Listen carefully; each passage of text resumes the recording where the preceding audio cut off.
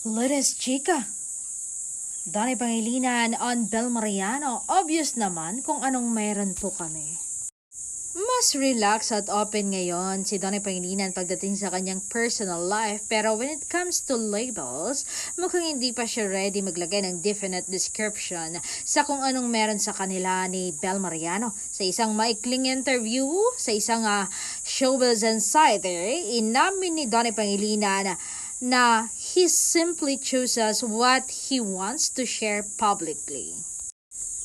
When asked directly about the real score between him and Bel, hindi siya nagpaligay-ligay, but he also didn't give a direct confirmation. Kailangan bang i-label? Obvious naman kung anong meron. Diba? Sweet kami, he said. And short, while walang explicit na pag-amin, fans and netizens are left to read between the lines, especially with their recent public appearance.